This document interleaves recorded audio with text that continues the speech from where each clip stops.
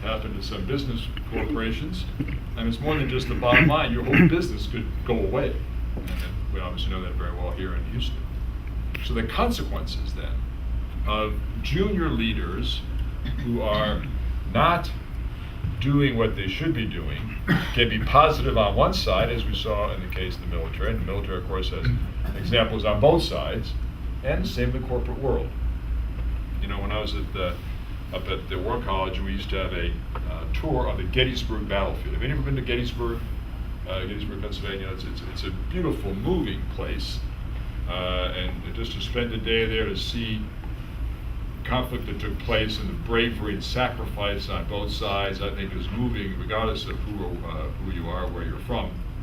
And on the way back from one of these on the buses, we used to take groups on these trips. On the way back, I sat next to a gentleman and I said, well, what did you think of this Gettysburg staff on? He said, oh, I thought it was great, he said.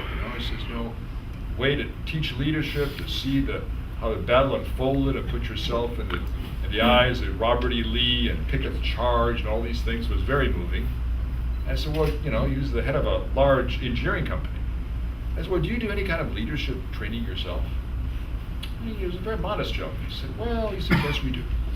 He says, what we do. I'm an engineering company, and we bring in about 15 to 18 engineers every year. Now, as many of you know, engineers are hard to come by today. They're highly paid. There's bonuses. Companies take them from each other because there's a great demand for engineers. He said, we have a little program for them. He says, what we do is, he says, we take the engineers, the young people, and we move them every 6 months for about a year to different places in the corporation. And every place they go, they have a rating system among their peers, that is the people they work with, their subordinates, and their superiors.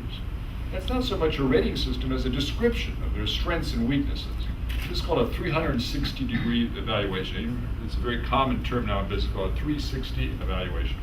So we do that so that a typical young engineer, she will get perhaps at least 2 evaluations as she goes around the company. And then he said, every month, for a half a day, I have a session with those 18 people. And we sit down, we talk about the corporate, mission, what our values are as an institution or as a corporation. And we read a book maybe, and we talk about the book that we've read. At least once a year we take a retreat, we go up to the Catskills, and we bring in a speaker, and we talk about what it means to be a member of my corporation. And then at the end of the year, or a year and a half, he said, each of those individuals comes into me, and I say, Johnny, here's your evaluations. Of course, we have a chance to see you. What do you think you would really be best in this department? Or you may say, well, we've seen you, and we just don't think you'd fit in this corporation. He says, that's one of the most meaningful things that we can do, is to sit them down, give them this feedback, and have this leadership program. Well, I'm telling you that for a modest gentleman, that's one of the most impressive programs I've ever heard.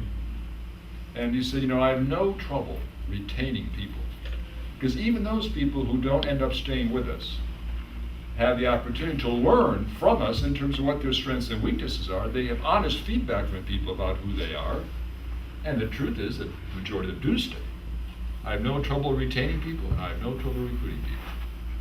That's pretty impressive.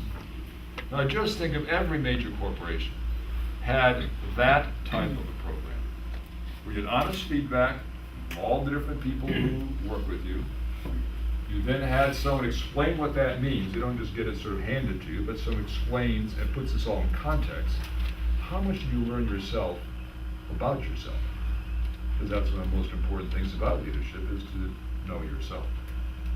So there are wonderful programs that are out there that people are doing, and they all depend on one common denominator. I got to come back to St. Thomas at the end, that. It depends on education. Will it be a mini education, as this gentleman who ran this large corporation did, the engineering firm, or will it be something like a faith-based education? Now, I mentioned faith-based because it could be any faith for that matter, but it seems to me that in order to be effective in today's world, you have to have about 3 different things. First, you have to have a broad education.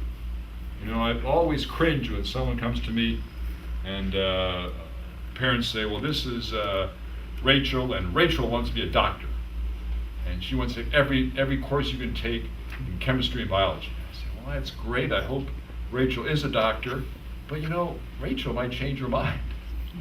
And if you just take certain courses that you think when you're 18 or 16 or 15 that you want to be, you may end up in a totally different ballgame and not understand the whole world, the holistic view of the world itself, if you take some mathematics and some drama and all the other things that we think are important. So first, it has to be broad. Two, it has to be humanistic.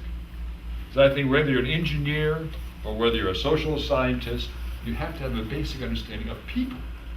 And the only way to do that is through psychology and English and history and all those other things that are basically humanistic liberal arts background. So we're a great believer in having these two elements. Then lastly, I think you have to have an environment in which you're free to talk about God. You can have any concept you want about it. You can disagree about having a God. You can do whatever you want, but you must be in a position, it seems to me, especially looking at the world around us, the challenges we face, to understand and have a basic appreciation of a spiritual being. And whatever foundation you have, in our case it's obviously Catholic, because that's what we believe in. You know, we have a Center for Thomistic Studies, because we base a lot on St. Thomas Aquinas, who by the way took his philosophy from many different sources. But that's kind of the foundation for which we emerge from. A student can accept that or disagree with that. That's up to him or her. But it at least has a foundation from which to go forth on and to compare, contrast, and make up your own mind. So those are the three elements of education. Whether I think you're going to be an army officer or an engineer or a businessman, it's extremely important to have. And that is the way, I think, that we can indeed grow future young leaders, is through education, and especially in our case, faith-based education. So that's just the insights that I wanted to share with you. I'm more than happy to answer questions that you may have, but at least this is the way that we approach it, so the way I approach this very complex issue out there of leadership and values, which we hear so much about. I've certainly tried to kind of microscope that down to something hopefully that's understandable. So please, yes sir.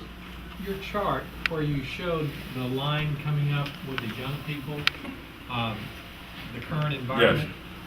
How does that sync with the new demographics that we're looking forward to